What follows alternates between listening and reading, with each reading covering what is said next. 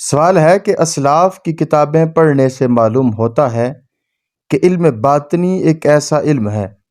جو قرآن و حدیث وغیرہ علوم سے جدا محض ریاضات و مجاہدات سے حاصل ہو سکتا ہے۔ چنانچہ امت مسلمہ میں بکثرت انسان ایسے ہوئے ہیں جن کی زندگیوں میں یہ ترتیب ملتی ہے کہ پہلے انہوں نے کتاب و سنت اور فقہ و کلام وغیرہ علوم کی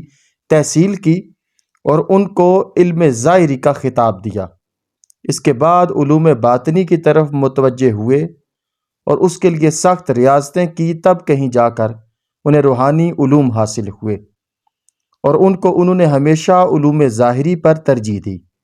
برائے کرم کچھ اس پر روشنی ڈالیں کہ اسلامی نقطہ نظر سے علم باطنی کی کیا تعریف ہے، اس کی حقیقت کیا تھی، اس میں کتنی رنگ آمیزیاں ہوئیں، کیا یہ علم ریاضات و مجاہدات کے بغیر حاصل نہیں ہو سکتا، اور کیا علوم ظاہری کے تحصیل کے بغیر بھی یہ علم حاصل ہو سکتا ہے؟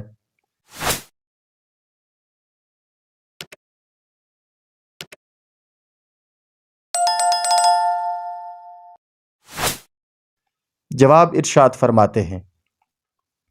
آپ کا سوال بہت تفصیل طلب ہے۔ اس کے مختلف پہلوؤں پر میں بارہا اپنے مضامین میں روشنی ڈال چکا ہوں، اگرچہ براہ راست اس خاص موضوع پر کچھ نہیں لکھا ہے۔ ظاہر سے مراد اگر احکام شریعت ہوں اور باطن سے مراد حکمت دین، یا ظاہر سے مراد احکام شرعی کی تعمیل ہو اور باطن سے مراد یہ ہو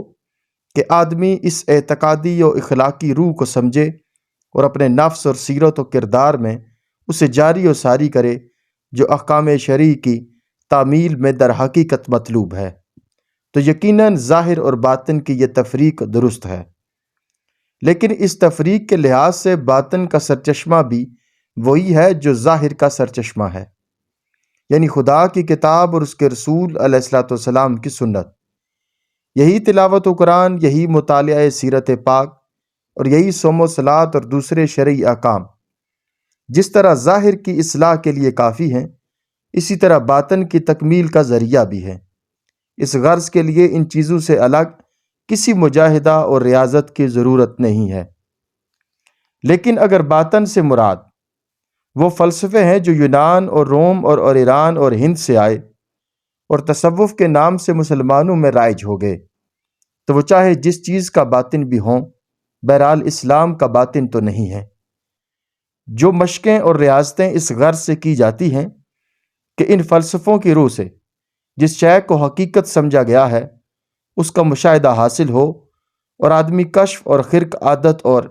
صدر و عجائب پر قادر ہو جائے، ان کی شکلیں چاہے اسلامی نماز روزے سے ملتی جلتی ہی کیوں نہ ہوں اور ان میں اسلامی اصطلاحات کا استعمال ہی کیوں نہ کیا جاتا ہو، بہرحال وہ اسلامی عبادات کی تعریف میں نہیں آتی، کیونکہ ان کی غرض اسلامی عبادات کی غرض سے اور ان کا ضابطہ سنت نبوی کی مقرر کردہ ضابطے سے مختلف ہے۔